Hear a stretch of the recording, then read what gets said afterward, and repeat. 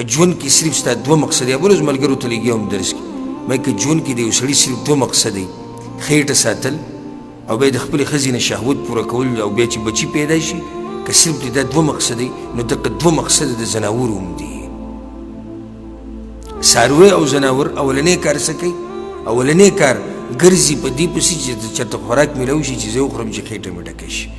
او چې کله خېټه ډکه شي نو بیا دا نر په ماده پسې ګرځي چې ورته میلاو شي چې په هغې باندې سور شي او د هغې سره خپل شهوت پوره کړي دغه دوه کار یې د زناور که ستا هم دغه مقصد یې صرف چې صرف به خېټه ساتم او پیسې به ګټم او بیا به کلي ته ځم او د ښځې سره به شهوت پوره کوم او بس دا ژوند دی نو بیا خو د زناور هم دغه ژوند دی نو څه فرق دی زموږ په ژوند کې او د هغوی په ژوند کې فرق اصل زموږ په ژوند کې او د هغوی په ژوند کې دا دی چې موږ الله یو لوی مقصد له پیدا کړي وو او هغه د الله سبحانه وتعالی بندګي کول دي صحیح ده موږ به خېټې هم ساتو موږ به ښځې هم ساتو موږ به دنیا هم کوو